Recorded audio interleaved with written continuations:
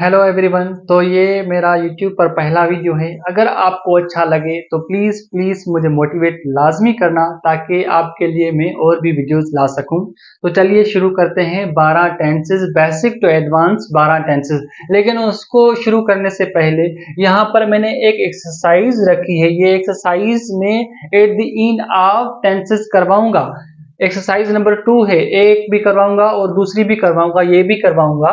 तो exercise number 2 रखिए। अगर ये एक्सरसाइज आपको आ रही है तो जो मैं पढ़ा रहा हूँ उससे पढ़ने की आपको कोई जरूरत नहीं है, क्योंकि जो मैं पढ़ाऊंगा वो तो आपको आ रहा है। तो खामखा आप टाइम वेस्ट अपना क्यों करें, क्योंकि आपका टाइम बहुत कीमती है। तो चलिए एक्सरसाइज को शुरू करते हैं। The earth dash round the sun, यहाँ पर क्या लगेगा? मूव लगेगा, मूव लगेगा, मूव्स लगेगा। तो ये एक्सरसाइज करो, एक्सरसाइज करके देखो कि आपके कितने नंबर आ रहे हैं। अगर एक भी नंबर कम आ रहा है तो फिर तो आपको मेरे टेंसेस की जो सीरीज है वो लाजमी देखनी चाहिए। तो चलिए अब शुरू करते हैं टेंसेस को।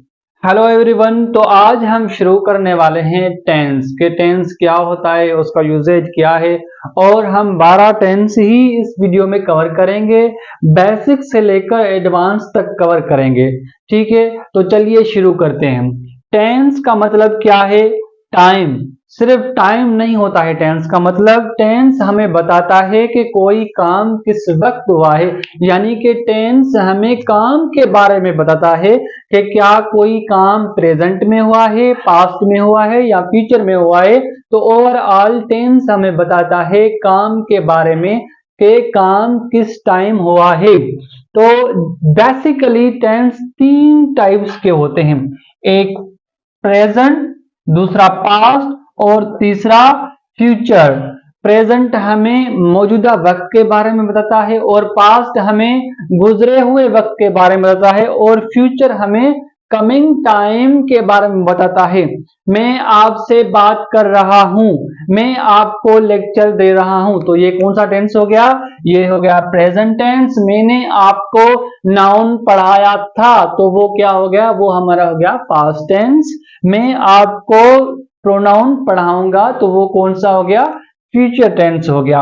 और ये जो टाइप्स हैं, ये इनमें से हर एक के सब टाइप्स होते हैं। प्रेजेंट इंडेफिनाइट भी होता है, पास्ट इंडेफिनाइट भी होता है, फ्यूचर इंडेफिनाइट भी होता है। तो ये जो 4 टाइप हैं, ये जो 4 काइंड हैं, ये हर एक इनमें, इन तीनों में से हर एक किसी न किसी का, यानी कि हर एक का टाइप्स होते हैं। हर एक के ये 4 टाइप्स होते हैं। इनको हम वन बाय वन डिस्कस करेंगे। तो चलिए पहले शुरू करते हैं। पहले समझते हैं कि अफर्मेटिव, नेगेटिव और इंटरोगेटिव सेंटेंसेस क्या होते हैं, क्योंकि अगर हम इनको समझेंगे तो अच्छे से टेंसेस समझ सकेंगे। Affirmative sentences, example she is studying, वो पढ़ रही है। वो ये हमारा कौन सा सेंटेंस है? ये अफर्मेटिव सेंटेंस है। और negative sentence, she is not studying, वो नहीं पढ़ रही है। मतलब जिसमें नो या नॉट लगा हो तो वो हमारा नेगेटिव सेंटेंस कहलाता है। इंटरोगेटिव सेंटेंस, इंटरोगेटिव यानी कि सवालिया, इज शी स्टडिंग, क्या वो पढ़ रही है। यानी कि वो सेंटेंस जो हमें किसी न किसी चीज के बारे में पूछते हो तो उन्हें कहा जाता है इंटरोगेटिव सेंटेंस। और आगे टेंसेस में हम इन पर भी काम करेंगे। प्रेजेंट इंडेफिनाइट हम पढ़ेंगे। प्रेजेंट इंडेफिनाइट किस लिए इस्तेमाल किया जाता है? अच्छा, एक बात मैं यहाँ पर बता दूं कि हम जो 12 टेंसेस कवर करने वाले हैं, बेसिक टू एडवांस कवर करने वाले हैं। इसमें मैं ये नहीं पढ़ाऊंगा कि उर्दू में इसकी निशानियां हैं, हो रही थी, हो रहा था, तो ये मैं नहीं पढ़ाऊंगा। और मैं बोलूंगा सही, वर्बली बोलूंगा, लेकिन ऐसे नहीं बोलूंगा कि इसकी पहचानने की निशानी ये है। तो चलिए शुरू करते हैं।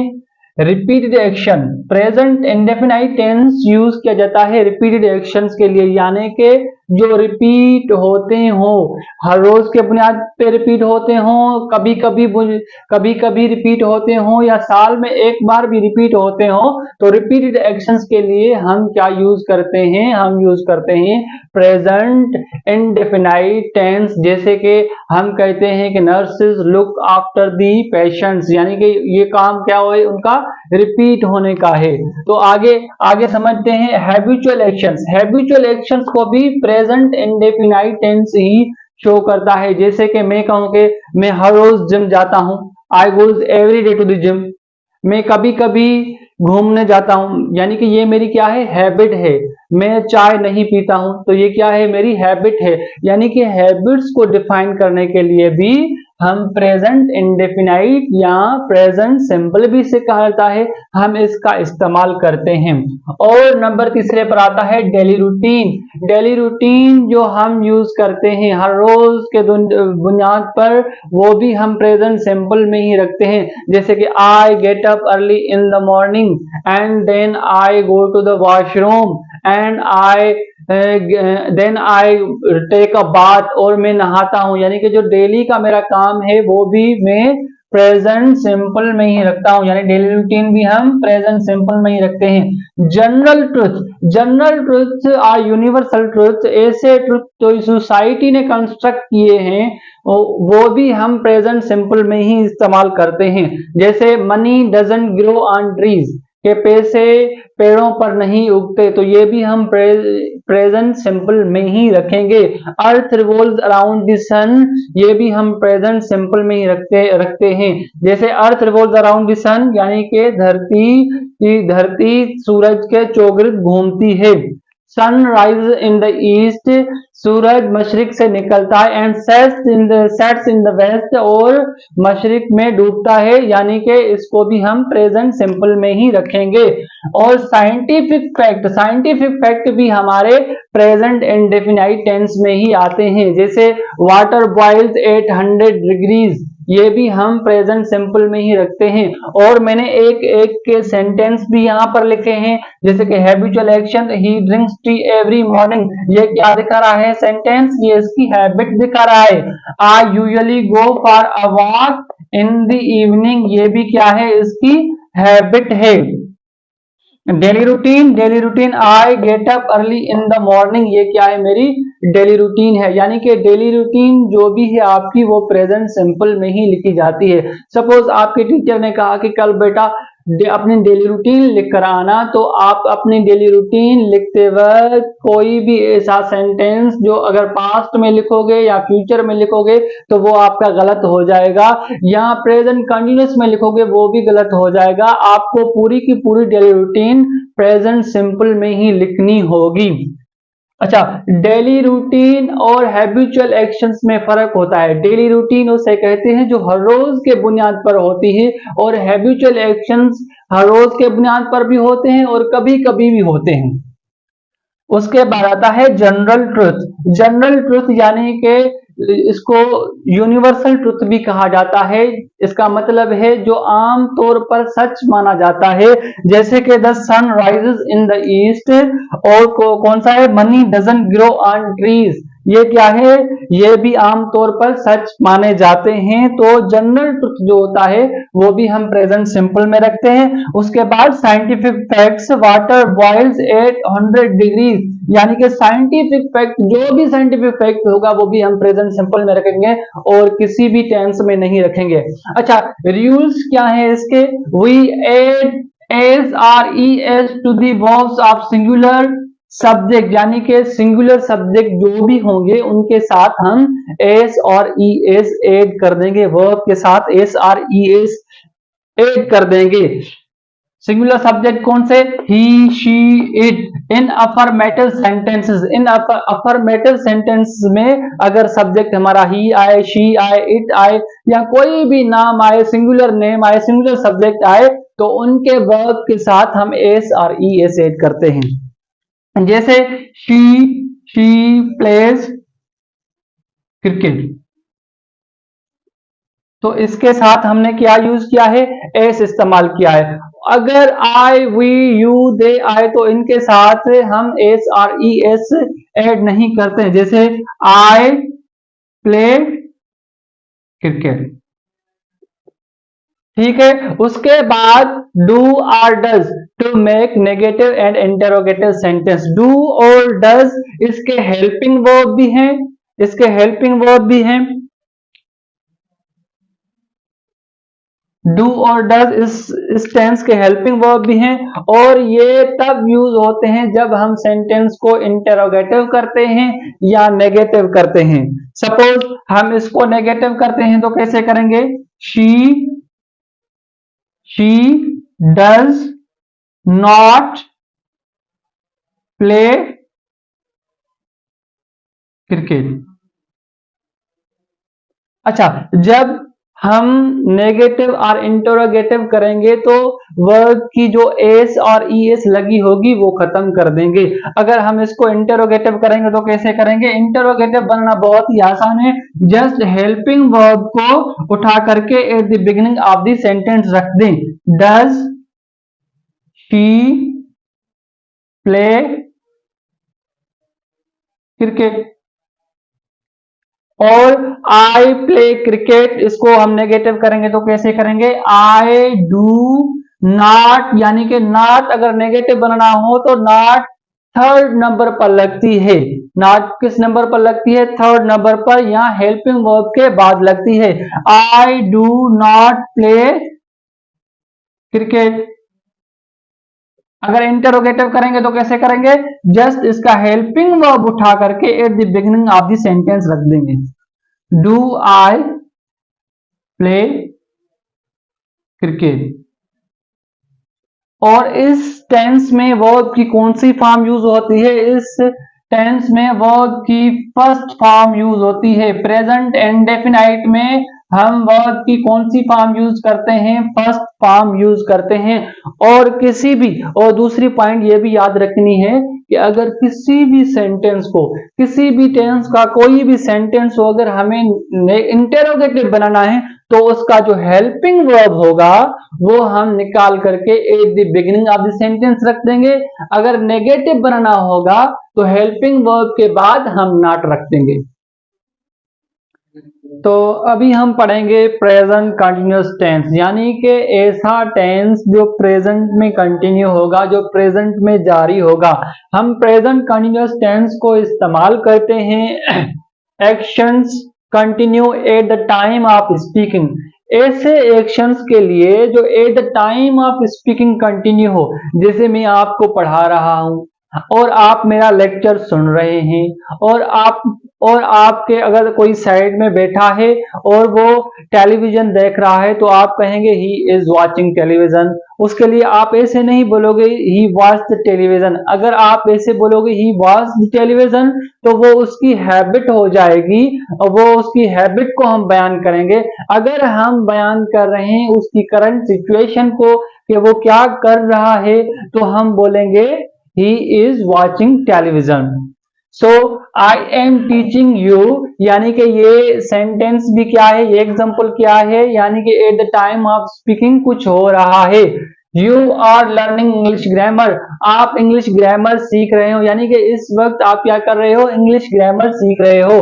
शी इज सिंगिंग, वो गा रही है। सपोज अगर कोई लड़की गा रही है तो हम क्या करेंगे? कहेंगे शी इज सिंगिंग। यानी कि ऐसे काम प्रेजेंट कंटिन्यूअस टेंस ऐसे कामों के लिए इस्तेमाल किया जाता है जो eight the time of speaking continue हो, यानी कि जब हम बात कर रहे हों, उन्हें बयान कर रहे हों तो वो हो भी रहे हों।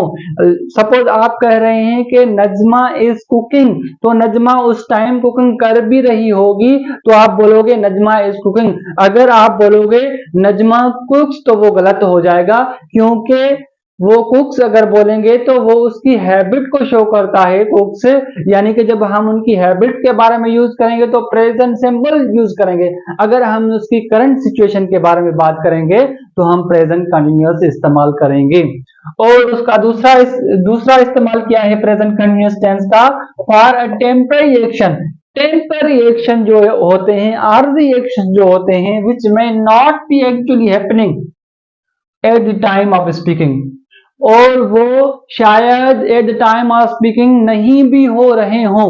Suppose I am reading Atomic Habits, में Atomic Habits is a book, ये एक किताब है जो बहुत ही अच्छी किताब है। मैं और ये मैं किताब पढ़ रहा हूँ, क्या मैं अभी इस वक्त किताब पढ़ रहा हूँ? नहीं पढ़ रहा हूँ, लेकिन ये क्या है, ये एक्शन टेम्पररी है। क्या मैं हर रोज इस किताब को पढ़ता रहूंगा? नहीं, कुछ दिनों के लिए इस किताब को पढ़ता रहूंगा और उसके बाद चैप्टर क्लोज कर लूंगा। यानी कि टेम्पररी एक्शंस के लिए भी हम प्रेजेंट कंटिन्यूअस का यूज करते हैं, चाहे वो eight the time of speaking हो रहे हों या नहीं हो रहे हों। Rahman is learning Italian language, Rahman Italian language सीख रहा है। वो अभी सीख रहा है, शायद वो 1-2 साल में सीख जाएगा फिर छोड़ देगा। ये हर रोज के बुनियाद पे तो नहीं करेगा।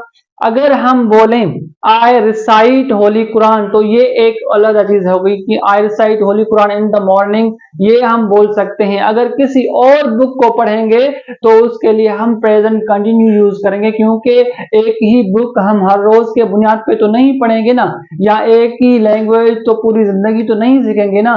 तो इसीलिए भी प्रेजेंट कंटिन्यूअस यूज होता है, जो टेम्पररी एक्शन होते हैं। और तीसरा जो यूजेज है इसका, फॉर प्लान और arrange action that will happen in the future, ऐसे एक्शन जो हमने प्लान कर दिए हैं, ये जो हमने सोच रखे हैं, जो हमने अरेंज कर रखे हैं कि भाई मैं ऐसा करूंगा, तो उनके लिए भी हम प्रेजेंट कंटिन्यूअस यूज करते हैं। सपोज आपके दोस्त आपको कह रहे हैं कि आप गेम खेलने चलोगे, तो आप कह रहे हैं कि नहीं, I am going to the market. ऐसे नहीं बोलोगे I will go to the market, क्योंकि आई विल जब लगाते हैं तो हम लेस श्योर होते हैं। आई विल यानी कि फ्यूचर उस एक्शंस के बारे में बात करता है जो हमें श्योरिटी नहीं होती है, जब जस्ट हम इंटेंशन करते हैं। जो एक्शंस प्लान्ड हों, अरेंज्ड हों, उनके लिए हम प्रेजेंट कंटिन्यूअस का इस्तेमाल करते हैं। जैसे I am going to Sukkur tomorrow, यानी कि ये मैंने अरेंज कर दिया है, प्लान कर दिया है कि मैं कल सखर जाऊंगा ही जाऊंगा। We are going to the cinema tonight, हमने ये डिसाइड कर लिया है कि आज रात हम सिनेमा ही जाएंगे, आज रात हम सिनेमा जा रहे हैं या जाएंगे। यानी कि अरेंज एक्शन के बारे में बात करता है। इसके साथ वर्ब कौन सी लगती है? वर्ब की फर्स्ट फॉर्म लगती है प्लस में आईएनजी, यानी कि फोर्थ फॉर्म, जिसे हम प्रेजेंट पार्टिसिपल भी कहते हैं। और हेल्पिंग वर्ब इसके कौन से हैं? इज, एम, आर इसके हेल्पिंग वर्ब्स हैं।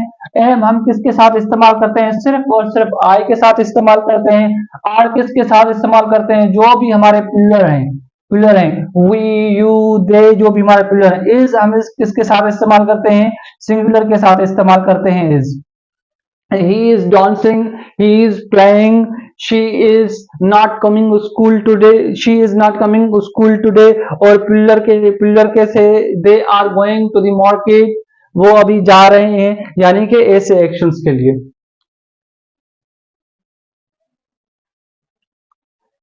अब हम सीखेंगे प्रेजेंट परफेक्ट टेंस।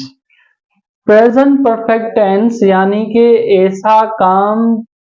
ऐसा काम जो प्रेजेंट में परफेक्ट हुआ हो। परफेक्ट का मतलब क्या होता है? कंप्लीट, कंप्लीट और मुकम्मल, complete.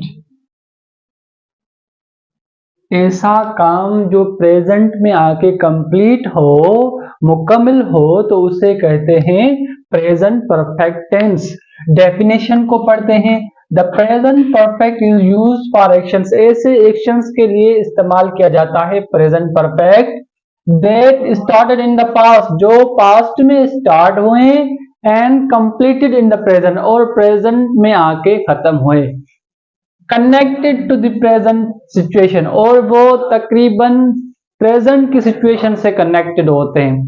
For example, I have bought 2 new books, मैंने 2 न्यू बुक्स खरीदे हैं। She has lost her keys, उसने अपनी चाबियां खो दी हैं और वो अभी ढूंढ रही हैं। यानी कि पास्ट में शुरू हुआ और प्रेजेंट में आके खत्म हुआ। Ahmad has cleaned his shoes, Ahmad ने अपने जूते साफ कर लिए हैं। यानी कि this tense is also connected to the present situation, ये भी सेंटेंस क्या है? प्रेजेंट सिचुएशन के साथ कनेक्टेड है। They have worked here for 3 years, उन्होंने यहाँ पर 3 साल के लिए काम किया है। We haven't seen Nimra since June, हमने निम्रा को जून से नहीं देखा है। तो ये भी क्या है, ऐसा एक्शन है जो पास्ट में शुरू हुआ और प्रेजेंट में आके खत्म हुआ है, कंप्लीट हुआ है। यानी कि प्रेजेंट परफेक्ट टेंस ऐसे एक्शनों के लिए यूज करते हैं जो पास्ट में शुरू हो और प्रेजेंट में जाके खत्म हो। जैसे कि मैंने आपको प्रेजेंट परफेक्ट टेंस पढ़ा लिया है, I have taught you present perfect tense. Okay, तो इसके हेल्पिंग वर्ब कौन सा होता है, वर्ब की मेन वर्ब की थर्ड फॉर्म इसमें यूज करते हैं। जैसे आई हैव बाट, बाट यानी कि बाट की फर्स्ट फॉर्म क्या है, बाय है, ठीक है, और सेकंड फॉर्म क्या है इसकी, बाट है, थर्ड भी बाट है। और हेल्पिंग वर्ब इसके साथ कौन से इस्तेमाल होते हैं, हैव और हैज इसके हेल्पिंग वर्ब्स हैं।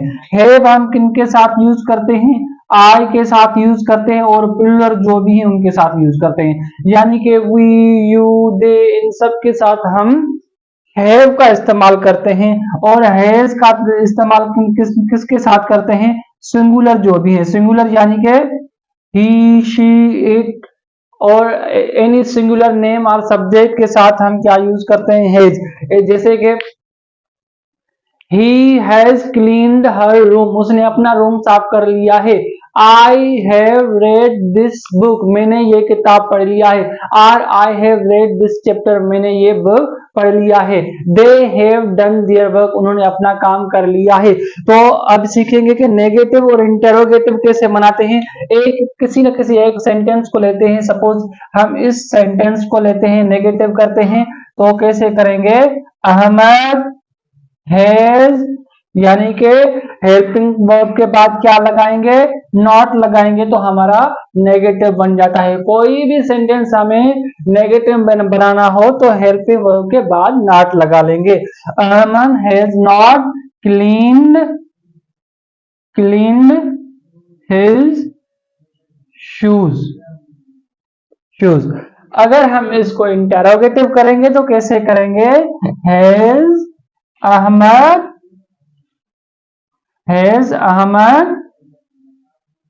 Cleaned his shoes. यानी कि इंटेरोगेटिव को किसी भी सेंटेंस को करेंगे, किसी भी टेंस के सेंटेंस को करेंगे तो उसके हेल्पिंग वर्ब को, यानी कि हैव और हैज है परफेक्ट में, तो हैव और हैज को eight the beginning of the sentence रख देंगे, यानी कि सेंटेंस की शुरुआत में रख देंगे, और लास्ट में क्वेश्चन मार्क क्लास भी लगाएंगे, तो हमारा इंटेरोगेटिव सेंटेंस बन जाएगा। इसके बाद हम पढ़ेंगे प्रेजेंट परफेक्ट कंटीन्यूअस टेंस। तो अभी हम पढ़ेंगे प्रेजेंट परफेक्ट कंटीन्यूअस टेंस, यानी कि ऐसा एक्शन जो प्रेजेंट में भी हो, परफेक्ट भी हो और कंटिन्यू भी हो और जारी भी हो। यानी कि ऐसा एक्शन जो इस टाइम हो और कुछ ना कुछ कंप्लीट हो और कंटिन्यू भी हो, तो उसे क्या कहते हैं, present perfect continuous tense. The present perfect continuous tense is used for an action. Present perfect continuous tense ऐसे एक्शनों के बारे में यूज किया जाता है, ऐसे कामों के बारे में यूज किया जाता है which begin some time in the past, जो पास्ट में किसी टाइम पर शुरू हुए, एंड स्टिल कंटिन्यूइंग, और वो अभी तक जारी है। यानी कि प्रेजेंट परफेक्ट कंटिन्यूअस टेंस उसे कहते हैं जो पास्ट में किसी न किसी मोमेंट से, किसी न किसी टाइम से, किसी न किसी पीरियड से शुरू हुए और अभी तक चल रहे हैं। For example, she has been sleeping for 5 years, वो 5 घंटों से क्या कर रही है, सो रही है। यानी कि उसे 5 घंटे हो गए हैं। एक तो ये कंप्लीट भी हो गया, परफेक्ट भी हो गया, और उसके बाद वो सो रही है, यानी कि 5 घंटे उसे हो गए हैं, वो मतलब तो कंप्लीट हुआ है काम 5 घंटों तक, और उसके बाद भी वो सो रही है, यानी कि प्रेजेंट परफेक्ट कंटिन्यूअस हो गया। They have been building the bridge for several months, वो पुल बना रहे हैं कई महीनों से, वो कई महीनों से, ब्रिज यानी कि पुल, बिल्डिंग यानी कि बनना, वो कई महीनों से पुल बना रहे हैं। I have been teaching on YouTube since October. मैं अक्टूबर से यूट्यूब पर पढ़ा रहा हूँ। इस पर प्रेजेंट परफेक्ट कंटिन्यूअस या कोई भी परफेक्ट कंटिन्यूअस हो तो उसमें हम टाइम और पीरियड यूज करते हैं। टाइम और पीरियड के लिए हम सिंस और फॉर का इस्तेमाल करते हैं, जिसका समझना बहुत ही अहम है। इसके बाद हम सिंस और फॉर को भी समझेंगे और उससे पहले हम समझते हैं कि इसके साथ वर्ब कौन सी इस्तेमाल होती है, वर्ब हेल्पिंग वर्ब कौन सी इस्तेमाल होती है। मेन वर्ब की इसके साथ होती है फोर्थ फॉर्म। फोर्थ फॉर्म जिसे हम प्रेजेंट पार्टिसिपल भी कहते हैं। और हेल्पिंग वर्ब इसके साथ कौन से इस्तेमाल होते हैं, have been and has been यानी कि अफर्मेटिव सेंटेंस बनाएंगे। ये सब क्या है, अफर्मेटिव सेंटेंस हैं। इनमें से अगर किसी को नेगेटिव बनाएंगे तो क्या बनाएंगे, कैसे बनाएंगे। सपोज हम इसको नेगेटिव बना रहे हैं, शी हैज, तीसरे नंबर पर क्या रख देंगे, नॉट रख देंगे। शी हैज नॉट बीन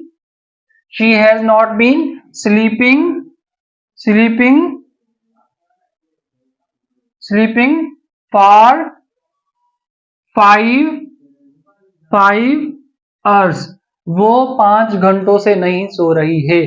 यानी कि तीसरे नंबर पर हमने क्या लगा दी, नॉट लगा ली। यानी कि हेल्पिंग वर्ब के बाद क्या लगा दी, नॉट लगा दी। यहाँ ऐसे भी हम कह सकते हैं कि जब दो हेल्पिंग वर्ब आ जाएं तो उनके बीच में नॉट का इस्तेमाल किया जाता है। अगर इसको इंटरोगेटिव करना है या किसी भी सेंटेंस को इंटरोगेटिव करना है तो हेल्पिंग वर्ब को एट दी बिगिनिंग यानी कि शुरुआत में रख देंगे। Has she been sleeping for 5 hours. Last में क्वेश्चन मार्क ऐड कर देंगे। अच्छा, इसमें एक और चीज, पीरियड और टाइम कभी कभी शो नहीं भी होता है। जैसे कि I have been cleaning the room, यानी कि इसमें जस्ट सेंस मिल जाता है कि मैं किसी टाइम से किसी मुद्दे से मैं रूम को साफ कर रहा हूं। जरूरी नहीं है कि हम टाइम और पीरियड को शो करें। अगर शो करेंगे तो फॉर और सिंस का इस्तेमाल लाजमी करेंगे, जो हम सीखेंगे। अभी हम पढ़ने वाले हैं फॉर एंड सिंस, जो ग्रामर का यानी कि टेंसेस का बहुत ही इंपॉर्टेंट टॉपिक भी समझा जाता है। तो इसको समझते हैं कि फॉर और सिंस किस लिए इस्तेमाल होता है। ये तो हमने पढ़ लिया है कि किसी पीरियड को दिखाने के लिए या किसी टाइम को दिखाने के लिए हम फॉर और सिंस का इस्तेमाल करते हैं, लेकिन कहाँ फॉर लगता है कहाँ सिंस लगता है वो हम सीखेंगे। फॉर लगता है अ पीरियड ऑफ टाइम के लिए, किसी अरसे के लिए। अ पीरियड ऑफ टाइम यानी कि अरसा, या कैलकुलेटेड टाइम के लिए, या किस टाइम के लिए, कैलकुलेटेड टाइम के लिए हम क्या लगाते हैं, फॉर को लगाते हैं। जैसे फॉर 2 डेज, ये कैलकुलेटेड है ना, 1 और 2 ये कैलकुलेटेड टाइम है। सिवरल यानी कि several days, for several days के लिए भी होता है। सिवरल यानी कई दिनों से, ये भी कैलकुलेटेड है। कई दिन हुए हैं तभी हम यूज कर रहे हैं सेवरल कर रहे हैं, यानी कि कैलकुलेटेड टाइम है। 2 वीक्स भी कैलकुलेटेड टाइम है। 5 मंथ्स भी कैलकुलेटेड टाइम है। 35 ईयर्स भी क्या है, अ पीरियड ऑफ टाइम कहें या कैलकुलेटेड टाइम है, कैलकुलेटेड टाइम भी है। लॉन्ग टाइम यानी कि बहुत बड़ा अरसा हुआ है, ये भी तो हमारा कैलकुलेटेड टाइम है। शॉर्ट टाइम भी तो हमारा कैलकुलेटेड टाइम ही तो हुआ ना। फ्यू सेकंड्स हुए हैं, फ्यू सेकंड्स भी क्या हुआ, हमारा कैलकुलेटेड टाइम हुआ, या कह सकते हैं अ पीरियड ऑफ टाइम हुआ। फॉर इन के लिए यूज होता है जो कैलकुलेटेड टाइम हो या पीरियड ऑफ टाइम हो।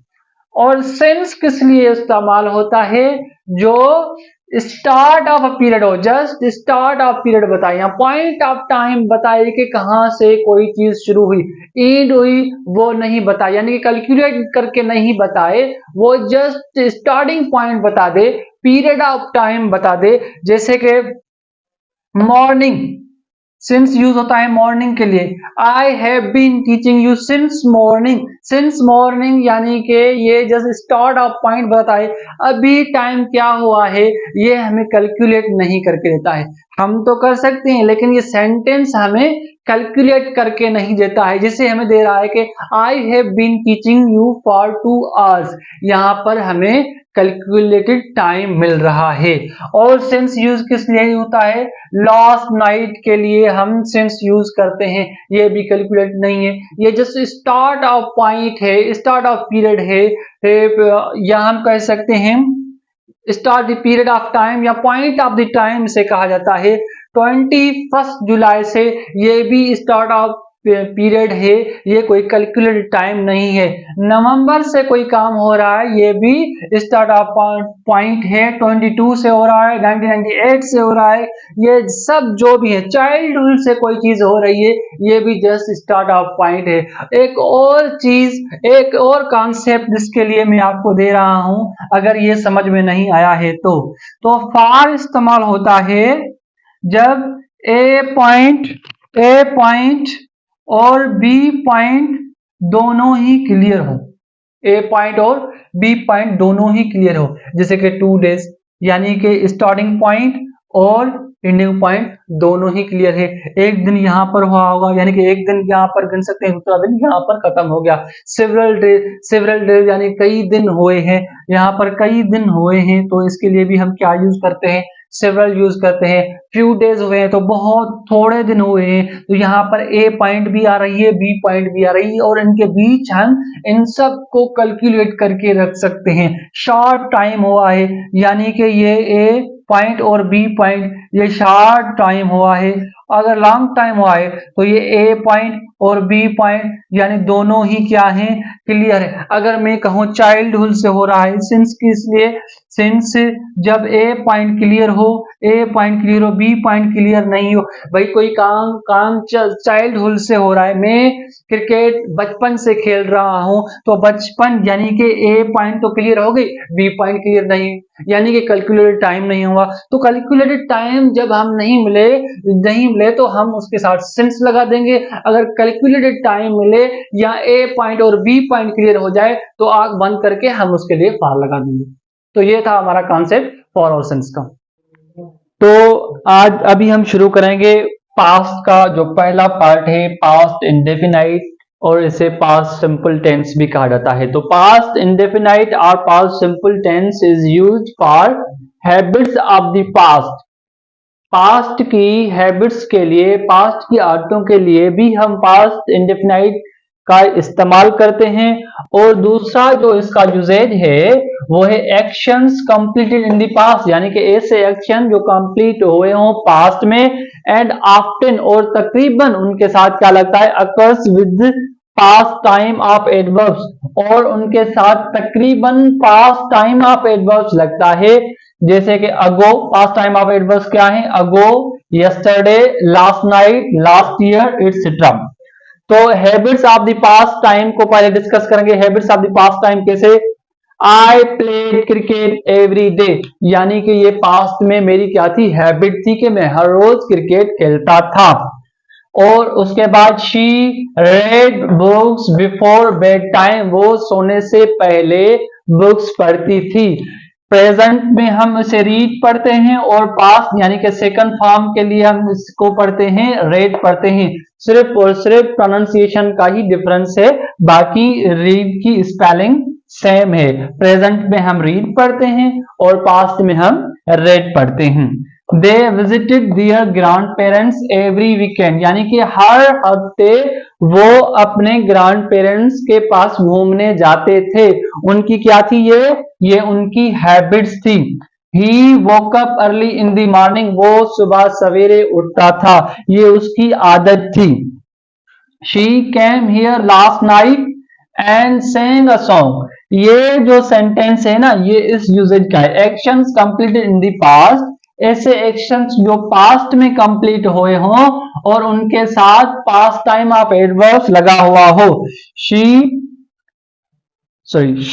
केम here last night and sang a song, वो गुजरी हुई रात यहाँ पर आई और उसने एक गाना गाया।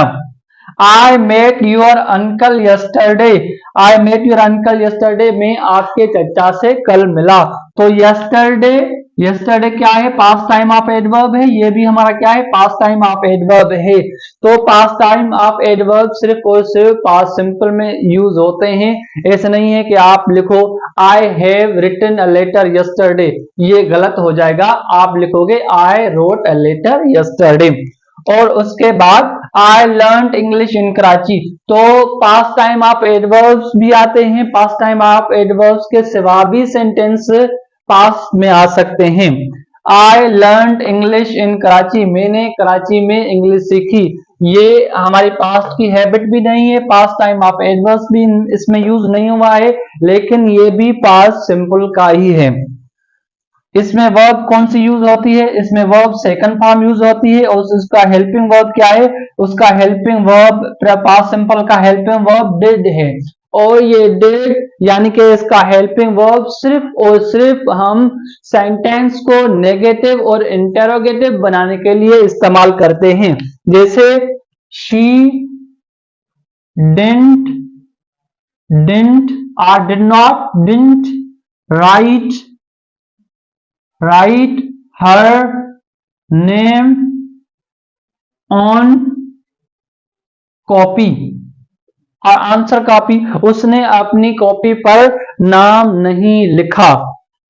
यानी कि नेगेटिव बनाने के लिए हमने क्या यूज किया? यहाँ पर डिड का इस्तेमाल किया है। और डिड का इस्तेमाल तब करेंगे जब इसको इंटरोगेटिव बनाएंगे।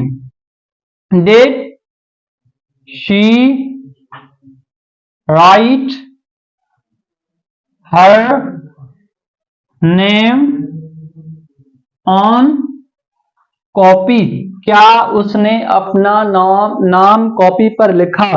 तो अच्छे से आपको समझ में आ गया होगा कि पास्ट इंडेफिनाइट हम past time of the habits के लिए इस्तेमाल करते हैं, और ऐसे एक्शंस जो पास्ट में कंप्लीट हुए हों और उनके साथ adverb past time of adverbs लगाते हैं। पास्ट टाइम ऑफ एडवर्ब्स नहीं भी लगाते हैं वो भी हमारा पास्ट सिंपल हो जाता है।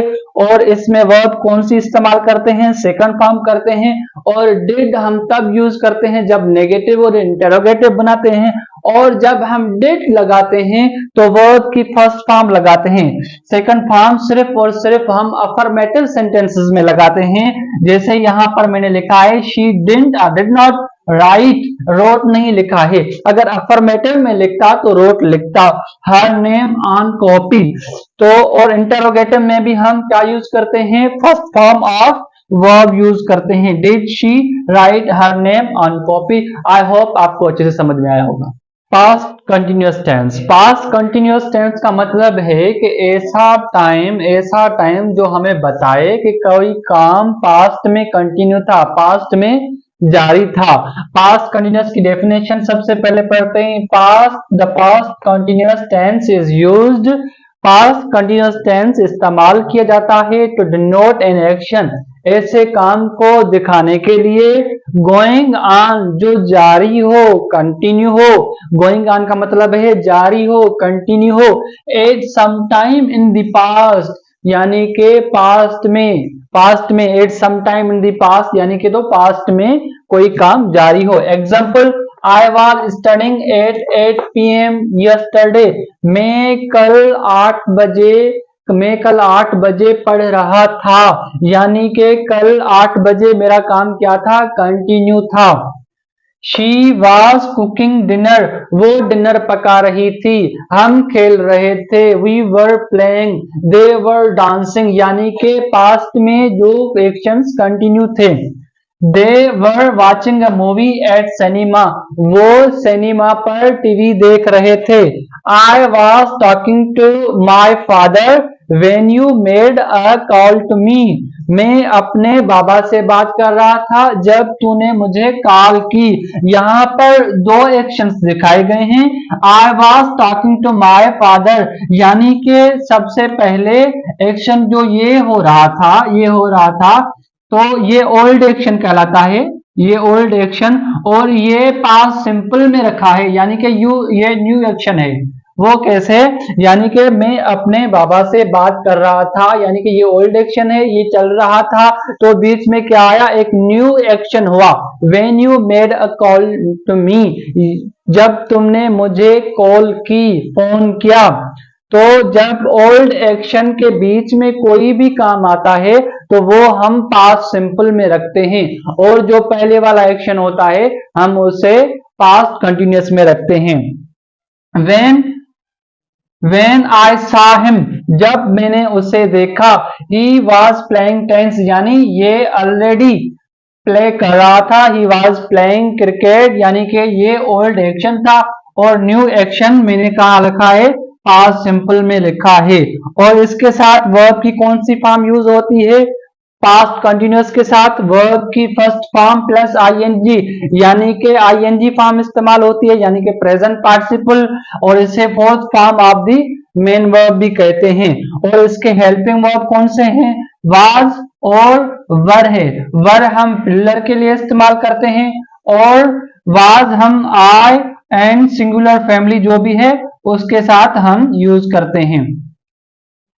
Negative or interrogator are very easy to make. Now, I was studying at 8 p.m. yesterday. I was के बाद क्या लगाएंगे, not studying at 8 p.m. yesterday. अगर इंटरोगेटिव बनाएंगे तो किसी भी सेंटेंस को अगर हम इंटरोगेटिव बनाते हैं तो कैसे बनाते हैं, उसका हेल्पिंग वर्ब निकालकर at the beginning of the sentence रख देते हैं। Was I studying at 8 p.m. yesterday। I hope आपको अच्छे से समझ में आ गया होगा, लेकिन मैं एक दफा और भी रिपीट कर लेता हूं पास्ट कंटिन्यूअस टेंस को। तो पास्ट कंटिन्यूअस ऐसा टेंस होता है जो पास्ट में कंटिन्यू हो, इसके साथ हम वर्ब की फोर्थ फॉर्म लगाते हैं, और इसके साथ अगर एक ओल्डर एक्शन चल रहा हो और बीच में एक न्यू एक्शन आ जाए तो वो हम पास्ट सिंपल में ही रखते हैं, और जो ओल्डर एक्शन होता है वो हम पास्ट कंटिन्यूअस में रखते हैं। Thank you. Past perfect tense, past perfect tense यानी कि ऐसे काम के लिए इस्तेमाल किया जाता है जो पास्ट में किसी न किसी सर्टेन मूवमेंट से पहले खत्म हुआ हो। वो सर्टेन मूवमेंट पास्ट सिंपल में भी आ सकती है या किसी एडवर्ब में भी आ सकती है। Let's look up the definition की डेफिनेशन हमें क्या कहती है, the past perfect describes an action, past perfect ऐसे एक्शन को डिस्क्राइब करता है, कंप्लीटेड जो कंप्लीट हुआ हो, बिफोर अ सर्टेन मूवमेंट किसी मूवमेंट से पहले खत्म हुआ हो। जैसे कि मैंने एग्जांपल्स लिखे हैं, she already had eaten all biscuits, उसने पहले से ही सारे बिस्किट्स खा लिए थे। यानी ऑलरेडी हमें सर्टेन मूवमेंट बताता है, सर्टेन टाइम बताता है, सर्टेन एक पॉइंट बताता है। They had finished there project by the deadline, यानी कि डेडलाइन तक उन्होंने अपना प्रोजेक्ट खत्म कर लिया था। यानी कि सर्टेन मूवमेंट हमारी क्या है, the deadline, by the deadline हमारी क्या है, सर्टेन मूवमेंट है। अच्छा, सर्टेन मूवमेंट हमारी पास्ट सिंपल में भी आ सकती है, जैसे I had eaten all the biscuits before the Gulzar came, यानी कि गुलजार के आने से पहले मैंने सारे बिस्किट्स खा लिए थे। द पेशेंट हैड डाइड, यानी कि मरीज मर चुका था, before the doctor came, doctor के आने से पहले, यानी कि ये क्या है, एक सर्टेन मूवमेंट है। पास्ट परफेक्ट में ये लाजमी याद रखें कि पास्ट परफेक्ट में सर्टेन मूवमेंट आना लाजमी है, या पास्ट टाइम ऑफ एडवर्ब या कोई ना कोई एडवर्ब लगाकर हम पास्ट परफेक्ट बनाते हैं। ऐसे अगर कोई भी हम सेंटेंस लिखेंगे तो हमारा सेंटेंस गलत हो जाएगा। जैसे अगर मैं यहां पर लिखूं she had eaten eaten an apple, उसने एक एप्पल खाया था, तो ये गलत हो जाएगा। इसके लिए हम कोई ना कोई सर्टेन पॉइंट या सर्टेन मोमेंट देना हमें लाजमी है या एडवर्ब देना लाजमी है। अगर नहीं देंगे तो पास्ट सिंपल और पास्ट परफेक्ट में डिफरेंस नहीं रहेगा। अच्छा, यहां पर मैंने एक और पॉइंट लिखी है, if two actions happened in the past, अगर पास्ट में दो काम हुए हों, इट मे बी नेसेसरी, और ये दिखाना भी लाजमी हो, to show which action happened earlier, ये दिखाना भी लाजमी हो कि कौन सा एक्शन पहले हुआ, देन द अदर, किसी और से पहले हुआ। The past perfect is used in such situations, तो पास्ट परफेक्ट इन सिचुएशन के लिए इस्तेमाल किया जाता है। मसलन पास्ट में दो एक्शंस हुए और हमें ये बताना लाजमी है कि कौन सा एक्शन पहले हुआ, तो इस सिचुएशन में हम पास्ट परफेक्ट यूज करते हैं। सपोज आपके आने से पहले निम्रा पार्टी से चली गई थी, यानी कि आपके आने से पहले निम्रा पार्टी से चली गई थी, दोनों ही एक्शन किसके हैं, पास्ट के हैं, तो इसमें हम पास्ट परफेक्ट इस्तेमाल करते हैं। अच्छा, एक क्लास के लिए हम क्या यूज करते हैं, is used in one class, the simple past is used in one class, एक क्लास में past simple इस्तेमाल करते हैं, and the past perfect in the other class, और past perfect हम other class में यूज, जो और क्लास होता है उसमें या क्लास और सेंटेंस में यूज करते हैं। यानी जो पहले काम होता है उसमें क्या यूज करेंगे, पास्ट परफेक्ट यूज करेंगे, और जो बाद में एक्शन होगा हम उसमें पास्ट सिंपल यूज करेंगे। जैसे मैंने कहा कि आपके आने से पहले निम्रा पार्टी से चली गई थी, तो हम इसको करेंगे, यानी कि निम्रा का जाने का काम पहले हो चुका था, तो हम इसे लिखेंगे Nimra had left the party before you came, यानी कि आपके आने का वक्त जो है वो बाद में हुआ, तो बिफोर यू केम यानी कि आपको पास्ट सिंपल में रखेंगे। इसके हेल्पिंग वर्ब कौन से हैं, हेल्पिंग वर्ब इसके इसका हेड है, और वर्ब की इसके साथ हम थर्ड फॉर्म यूज करते हैं।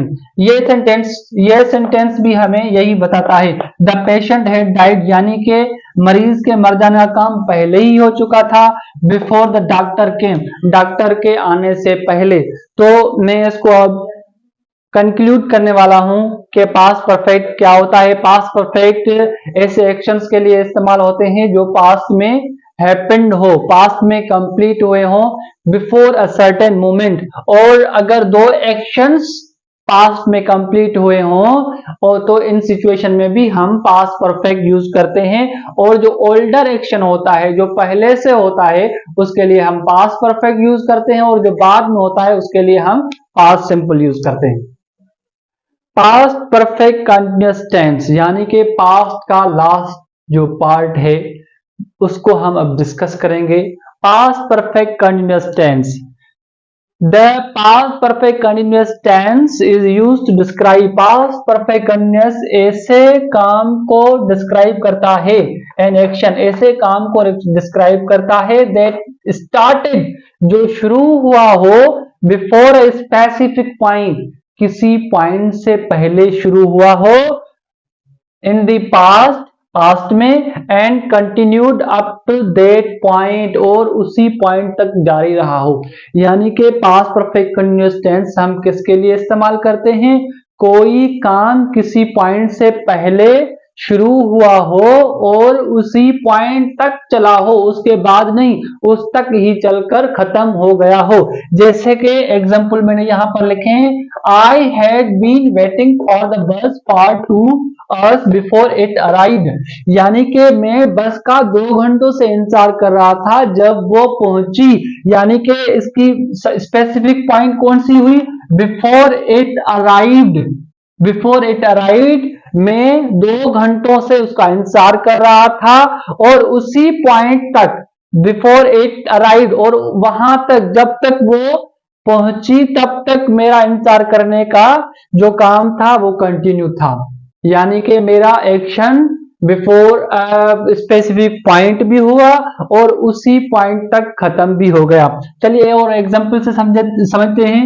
Razia had been cooking, Razia पका रही थी फॉर एन आवर, एक घंटे से बिफोर शी फिनिश्ड, यानी कि बिफोर शी फिनिश्ड क्या है, एक स्पेसिफिक पॉइंट है, उसे खत्म करने से पहले वो एक घंटे से कुकिंग कर रही थी और बिफोर शी फिनिश्ड इस तक ही उसने कंटिन्यू रखा, इसके बाद उसने खत्म कर दिया। इसके बाद वो कंटिन्यू नहीं रहा।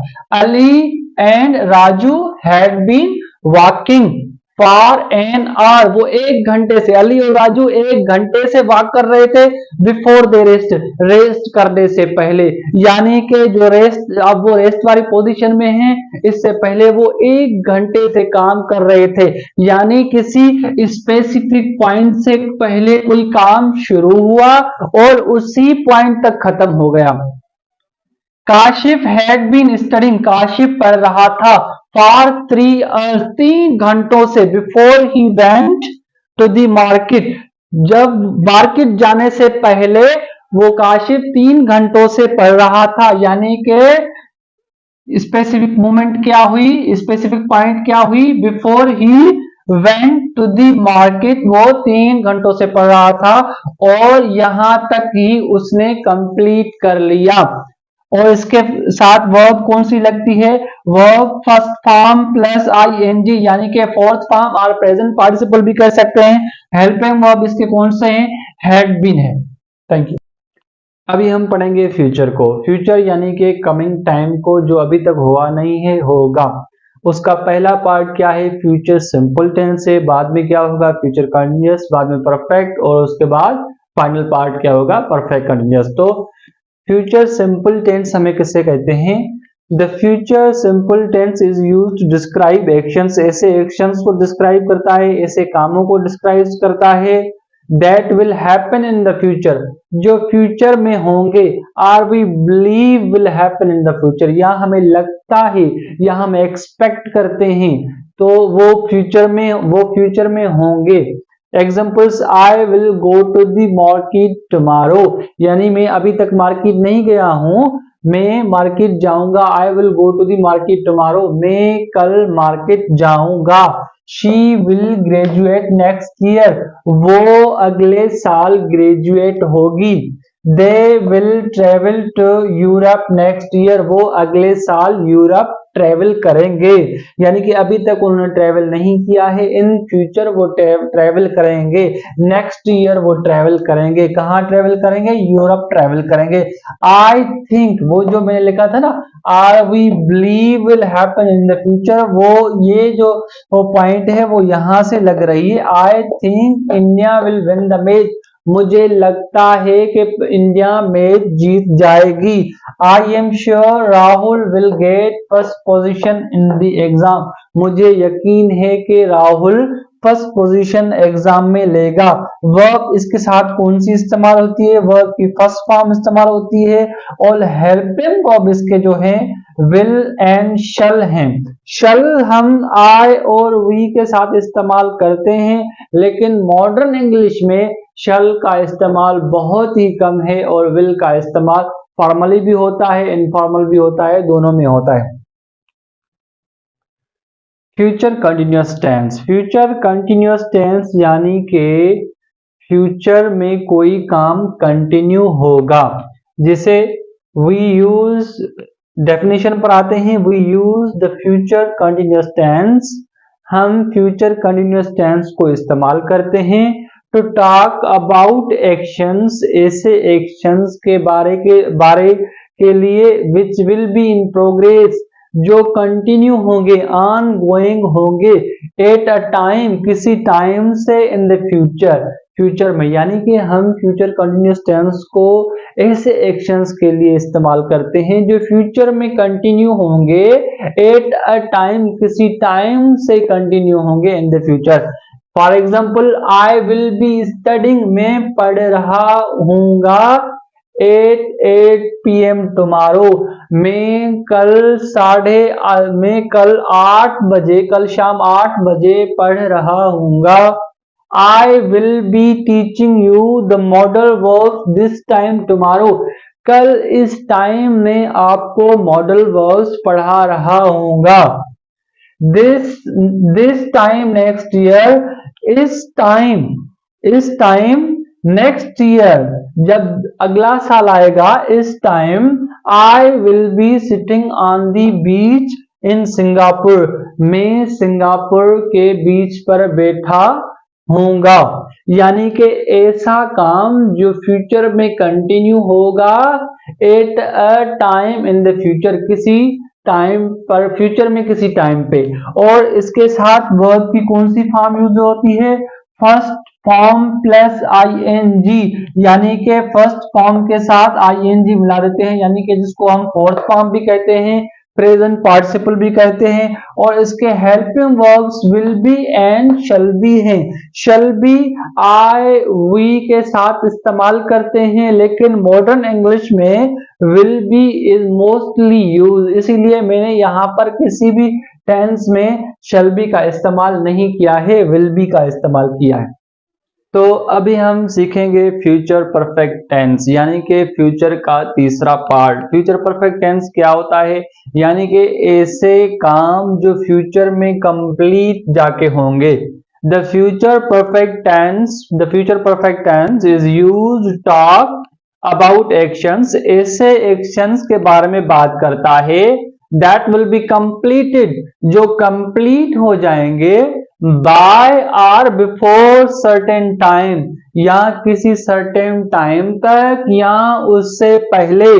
बाय यानी कि उस तक, आर बिफोर यानी उससे पहले, या उस तक कंप्लीट हो जाएंगे या उससे पहले कंप्लीट हो जाएंगे। Examples, I will have finished my project by then, तब तक मैं अपना प्रोजेक्ट फिनिश कर चुका हूँगा।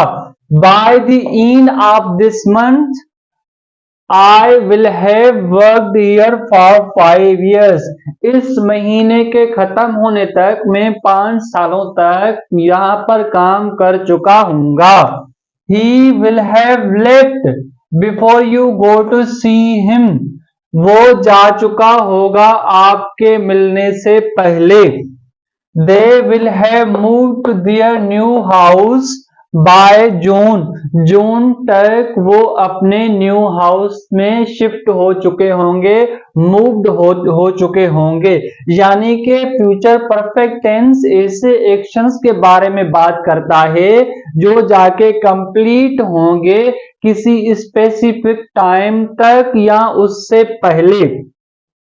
इसमें वर्ब की थर्ड फॉर्म इस्तेमाल होती है और हेल्पिंग वर्ब इसके will have and shall have हैं। शैल मैंने आपको पढ़ाया है वैसे ही कि शैल अब इन मॉडर्न टाइम में बहुत ही कम यूज होता है, उसकी जगह हम विल रखते हैं। तो अभी हम लास्ट जो टेंस है, 12 टेंसों में जो 12वां टेंस है, लास्ट टेंस जो है वो अभी कवर करने वाले हैं। इसके कवर करने के बाद हम फाइनली एक एक्सरसाइज करेंगे। एक्सरसाइज करने के बाद हम टेंसेस का चैप्टर क्लोज कर लेंगे। तो चलिए शुरू करते हैं फ्यूचर परफेक्ट कंटिन्यूअस टेंस को। यानी कि फ्यूचर परफेक्ट कंटिन्यूअस टेंस क्या होता है, डेफिनेशन को पढ़ते हैं। The future perfect continuous tense is used for action. Future continuous tense ऐसे एक्शंस के बारे में यूज किया जाता है विच विल बी प्रोग्रेस और अ पीरियड ऑफ टाइम, जो फ्यूचर में किसी पीरियड से, किसी टाइम से कंटिन्यू होंगे। That will and in the future, और वो एक्शन जाके फ्यूचर में कंप्लीट होंगे। यानी कि फ्यूचर परफेक्ट कंटिन्यूअस टेंस ऐसे एक्शंस के बारे में बताता है, ऐसे कामों के बारे में बताता है कि जो फ्यूचर में किसी मुद्दे से, किसी टाइम से, किसी पीरियड से कंटिन्यू होंगे और वो जाके फ्यूचर में खत्म होंगे, उस पॉइंट तक खत्म नहीं होंगे। फॉर एग्जाम्पल कैसे, I will have been studying English for 3 years. By next June, यानी कि नेक्स्ट जून तक मैं 3 सालों तक अंग्रेजी पढ़ रहा हूँगा, यानी कि मुझे 3 साल कंप्लीट हो चुके होंगे और उसके बाद भी मैं कहीं अपनी इंग्लिश सीखने का काम कंटिन्यू रखूंगा। She will have been working on the project for 6 months by the end of this month, यानी कि इस मंथ के खत्म होने तक वो अपने प्रोजेक्ट पर 6 महीनों से काम कर रही होगी, यानी कि उसे 6 मंथ कंप्लीट हो चुके होंगे, परफेक्ट यानी कि उसे 6 मंथ कंप्लीट हो चुके होंगे और उसके बाद भी वो उस अपने प्रोजेक्ट पर काम कर रही होगी। They will have been living in Karachi, वो कराची में रह रहे होंगे for 5 years, 5 सालों तक by the end of 2025, 2025 के end होने तक।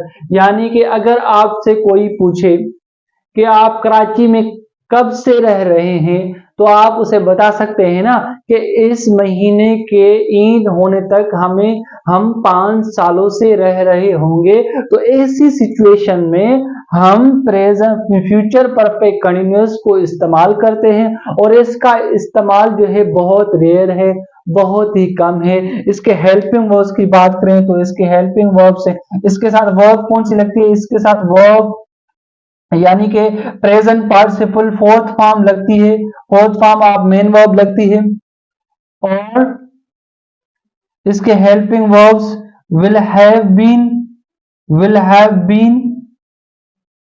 एंड शैल हैव बीन है।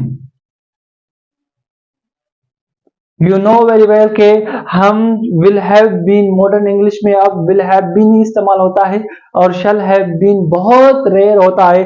अगर हम शैल हैव बीन या शैल किसी भी सेंटेंस में किसी भी प्रोनाउन से यूज करेंगे तो वो सिर्फ आई और वी के साथ इस्तेमाल करेंगे और किसी के साथ इस्तेमाल नहीं करेंगे। इसके बाद मैं आपको बस एक छोटी सी एक्सरसाइज कराऊंगा, उसके बाद चैप्टर टेंसेस का क्लोज कर देंगे। तो चलिए एक्सरसाइज नंबर 1 से शुरू करते हैं। सबसे पहले आप क्या कर लो, पॉज कर लो या स्क्रीनशॉट ले लो। इस एक्सरसाइज को पहले करो, इसके बाद में करता हूं और मैच करो बाद में कि आपने कितने अच्छे से टेंसेस किए हैं। अगर कुछ गड़बड़ हो रही है किसी न किसी टेंस में या किसी न किसी सेंटेंस में गड़बड़ हो रही है तो उसका जाके जो टेंस हमने पढ़ाया है वो जाके देखो, आपको क्लियर हो जाएगा। तो एक्सरसाइज नंबर 1 से शुरू कर रहे हैं। नंबर 1 से I dash every day, every day यानी कि हर रोज, हर रोज यानी कि हमारा डेली रूटीन भी हो सकता है, हैबिचुअल एक्शन भी हो सकता है, यानी कि ये चीज हमारी किस टेंस में आती है, प्रेजेंट सिंपल में आती है। तो प्रेजेंट सिंपल में क्या लगता है, वर्ब की कौन सी फॉर्म लगती है, फर्स्ट फॉर्म लगती है। तो फर्स्ट फॉर्म क्या है हमारी, स्टडी भी है, स्टडीज भी है। तो हम क्या लगाएंगे आई के साथ, आई हमारा क्या है यानी कि सिंगुलर भी है, आई के साथ हम SRES ऐड नहीं करते तो स्टडी हम रखेंगे, यानी कि मैं करता हूं टेक स्टडी को। और दूसरे नंबर पर क्या आ रहा है, she dash a book at the moment, at the moment, at the moment यानी कि मौजूदा वक्त में, इस वक्त जो करंट सिचुएशन है, करंट सिचुएशन हमें कौन सा टेंस बताता है, प्रेजेंट कंटिन्यूअस टेंस, जो eight the time of speaking जिसकी बात की जा रही हो तो इसलिए हम क्या यूज करते हैं, प्रेजेंट कंटिन्यूअस टेंस। तो प्रेजेंट कंटिन्यूअस टेंस यहां पर कौन सा है, प्रेजेंट कंटिन्यूअस है is writing, here are your shoes, ये रहे आपके जूते, आई डैश देम, मैंने उन्हें किया है, क्या किया है, क्लीन, क्लीन तो पास्ट सिंपल हो जाएगा, यानी कि वो ऐसा एक्शन जो पास्ट में ही हो और उसका कनेक्शन प्रेजेंट से नहीं हो तो वो होता है पास्ट। और ऐसा एक्शन जो पास्ट में शुरू हुआ हो और प्रेजेंट में आगे खत्म हुआ हो और यानी कि प्रेजेंट से कनेक्टेड हो तो वो कहलाता है प्रेजेंट परफेक्ट। तो यहाँ पर हम क्या लगाएंगे, हैव क्लीन्ड लगाएंगे। ये भी काम तो प्रेजेंट से कनेक्टेड है। Here are your shoes, I have cleaned them, यानी कि ये रहे आपके जूते, मैंने उसे साफ कर दिया है, यानी कि साफ करने का काम मैंने अभी कंप्लीट किया है, प्रेजेंट में आगे कंप्लीट किया है, प्रेजेंट में आगे कंप्लीट किया है, तो क्या लगाएंगे, हैव क्लीन्ड लगाएंगे। उसके बाद नंबर चौथे पर आता है he usually cricket on weekends. On weekends यानी कि हमारी क्या है, हैबिट भी हो सकती है, क्या हो सकती है, डेली रूटीन भी हो, डेली रूटीन तो नहीं होगी, हैबिट होगी। ऑन वीकेंड्स यूजुअली भी आ रहा है, ऑन वीकेंड्स भी आ रहा है, तो समझो कि प्रेजेंट सिंपल ही लगेगा, प्रेजेंट कंटिन्यूअस तो नहीं लगेगा, ये बात तो क्लियर है। क्या लगेगा, प्रेजेंट सिंपल लगेगा, पास्ट तो नहीं लगेगा, पास्ट नहीं लगेगा, पास्ट कंटिन्यूअस तो कभी नहीं लगेगा। ठीक है, तो हम क्या लगाएंगे, प्लेस लगाएंगे, क्योंकि वर्ब हमारे जो है, जो सब्जेक्ट है वो क्या है, सिंगुलर ही शी है। और उसके बाद नंबर 5 पर आता है I dash breakfast yet. I dash breakfast yet, don't eat और हैवंट ईटन। क्या सही लग रहा है, हैवंट ईटन लगाएंगे कि मैंने अभी तक खाना नहीं खाया है, यानी कि खाने का जो काम है वो अभी तक मैंने नहीं किया है, तो यानी कि प्रेजेंट से कनेक्टेड है, प्रेजेंट से कनेक्टेड है तो हैवंट ईटन लगाएंगे, क्योंकि प्रेजेंट सिंपल तो जर्नल एक्शंस के बारे में बात करता है, रिपीट एक्शंस के बारे में बात करता है, इसीलिए हम यहाँ पर क्या लगाएंगे, हैवंट ईटन लगाएंगे। नंबर 6 पर आता है I dash to the market yesterday. I dash to the market yesterday, yesterday यानी कि पास्ट की बात है, तो क्या लगाएंगे, गो लगाएंगे, वेंट लगाएंगे, हैव गॉन लगाएंगे। हैव गॉन तो नहीं लगाएंगे क्योंकि बात पास्ट की है, प्रेजेंट की है ही नहीं, तो इसलिए हम क्या लगाएंगे, वेंट लगाएंगे।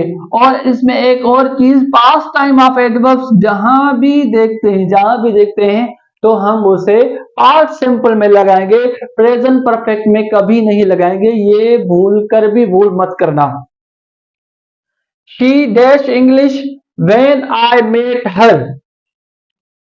Study, was studying, had studied. When I met her, जब मैं उससे मिला तो वो क्या कर रही थी, पढ़ती थी, यानी कि ये स्टडी प्रेजेंट सिंपल तो कभी भी नहीं आएगा, क्योंकि अगर एक क्लास हमारा पास्ट में है तो दूसरा भी पास्ट में ही होना चाहिए। ये ग्रामर का रूल है कि अगर एक क्लास पास्ट में है तो दूसरा क्लास भी सेंटेंस का पास्ट में ही होना चाहिए।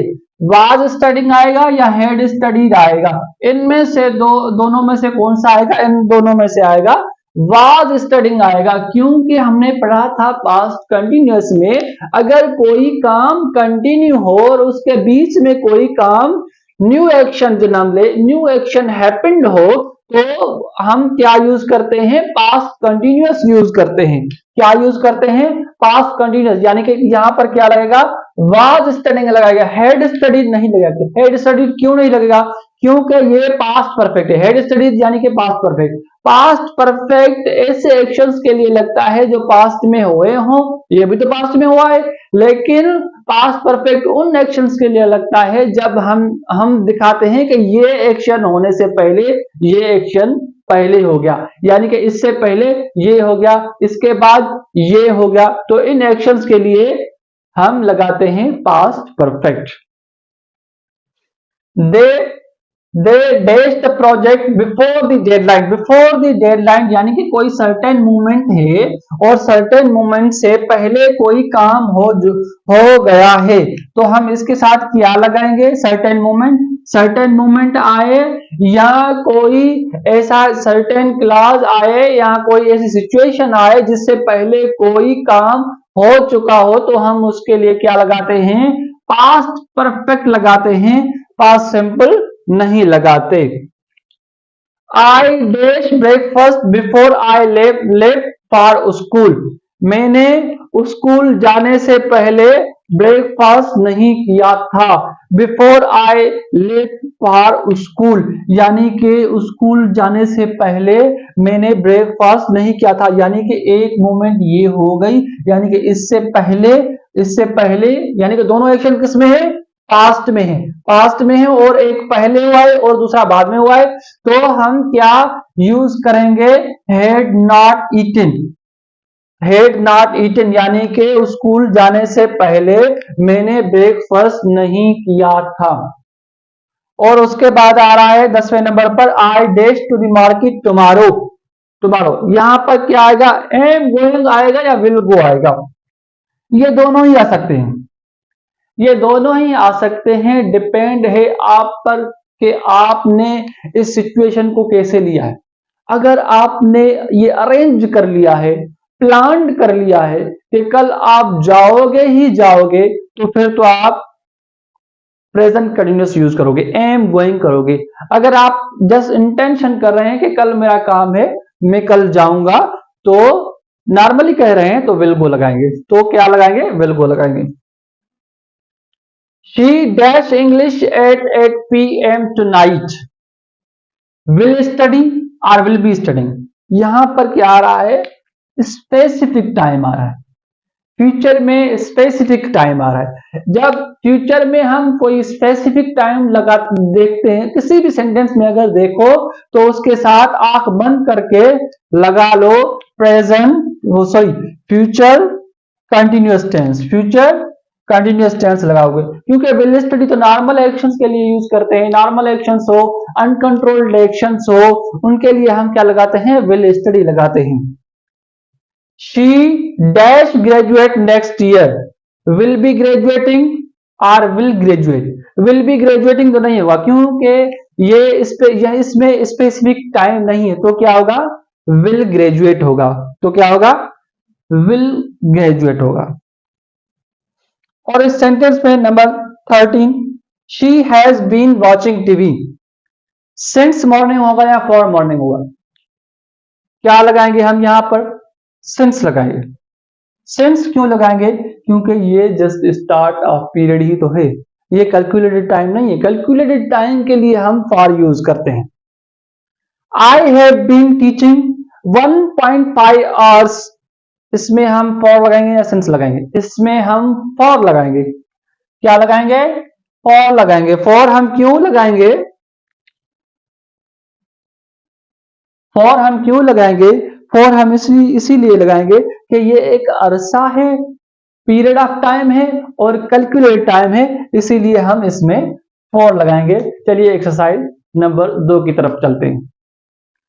तो फाइनली हम पहुंच चुके हैं अपनी लास्ट एक्सरसाइज पर, जो मैंने आपको वीडियो की स्टार्टिंग में एट द बिगनिंग जो मैंने आपको दी थी, और उसको अभी हम हल करेंगे। और आप देखो उस टाइम आपने कितनी मार्क्स ली थी और अभी इसे कर कर देखो कि आपने कितनी मार्क्स ली हैं, और उसके बाद मैं करता हूं।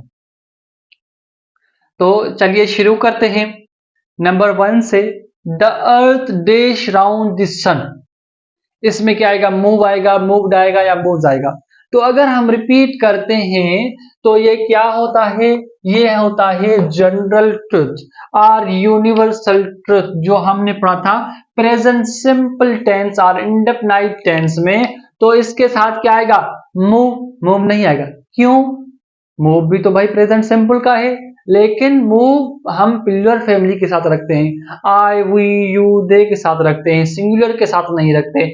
और मूव, मूव नहीं आएगा, मूव तो पास हो गया, पास तो हमारा जनरल ट्रुथ दिखाता ही नहीं है, तो मूव्स आएगा क्योंकि सब्जेक्ट क्या है हमारा, सब्जेक्ट सिंगुलर है, इसीलिए मूव्स आएगा।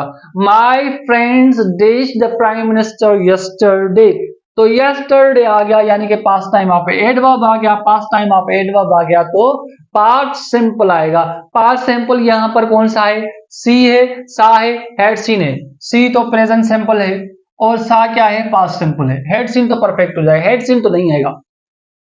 I dash him only 1 letter up to now, ये कौन सा टेंस है भाई, इसमें सेंट आएगा या हैव सेंट आएगा, यानी मैंने उसे अभी तक एक ही लेटर भेजा है, यानी कि ये टाइम जो है ना कनेक्टेड है किसके साथ, प्रेजेंट के साथ। सेंट नहीं आएगा, सेंट तो यानी कि फिनिश्ड टाइम के लिए यूज करते हैं, जो प्रेजेंट से कनेक्टेड हो उसके लिए यूज करते हैं प्रेजेंट परफेक्ट टेंस, तो हैव सेंट होगा। यानी कि पास्ट में शुरू हुआ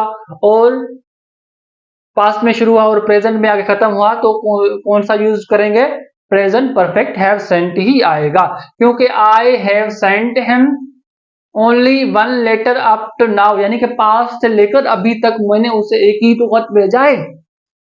she dash fast when the accident happened, when the accident happened यानी कि कुछ हुआ, किसी चीज के होते हुए, यानी कि कोई नई चीज हुई। तो ये सिचुएशन किस में पढ़ी थी हमने, पास्ट कंटिन्यूअस में पढ़ी थी। अगर कोई काम कंटिन्यू हो और उसके बीच में कोई नया एक्शन हो तो उसे हम पास्ट कंटिन्यूअस में रखते हैं। किस में रखते हैं, पास्ट कंटिन्यूअस में रखते हैं एक को, और दूसरा जो नया एक्शन हो वो हम पास्ट सिंपल में रखते हैं। तो पास्ट सिंपल वाला पार्ट तो आया है, तो कौन सा रहा है, पास्ट कंटिन्यूअस वाला। तो यहां पर हम रख देंगे was driving, she was driving when the accident happened, वो तेज चला रही थी जब एक्सीडेंट हुआ।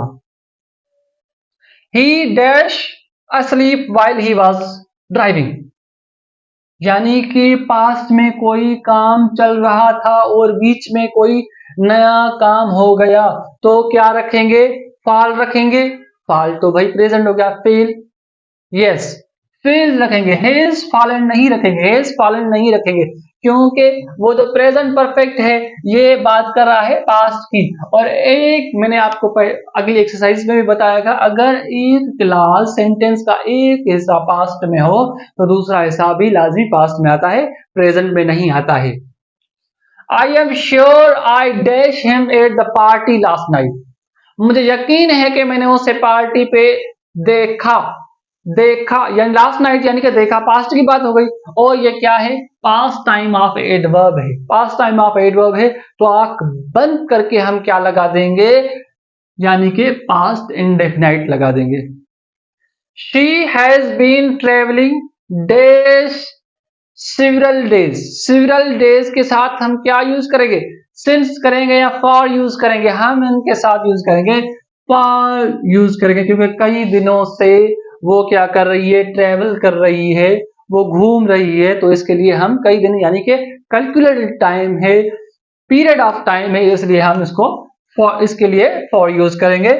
आई have been playing dash childhood since और for, I have been playing childhood हमारा क्या है, कौन सा पीरियड है, कैलकुलेटेड पीरियड है, नहीं क्या है, स्टार्ट ऑफ द पॉइंट है, स्टार्ट ऑफ द पीरियड है, इसीलिए हम इसके साथ क्या लगाएंगे, सिंस लगाएंगे। When he lived in Lahore, he dashed to the cinema once a week. When he lived in Lahore, जब वो लाहौर में रहता था, he dashed to the cinema once a week. Once a week यानी कि उसकी क्या थी, हैबिट थी, वो पास्ट की हैबिट थी। पास्ट की हैबिट कौन सा टेंस दिखाता था, परफेक्ट नहीं, पास्ट सिंपल, तो वेंट लगा देंगे इसके साथ। When we went to the cinema, जब हम सिनेमा पर गए, the film already started, already यानी कि पास्ट सिंपल आएगा, नहीं had already started आएगा। had already started क्यों आएगा, क्योंकि पास्ट परफेक्ट में अगर दो एक्शन हुए हों और ये दिखाना लाजमी हो कि कौन सा एक्शन पहले हुआ और कौन सा बाद में हुआ, तो इस सिचुएशन में हम पास्ट परफेक्ट ही लगाते हैं। और ये situation when we went to the cinema, जब हम सिनेमा पर गए, the film already had already started, पहले से शुरू हो चुकी थी, यानी कि ये एक्शन पहले हो चुका था, इसलिए हम पास्ट परफेक्ट लगाएंगे। Thank you so much guys for watching my video.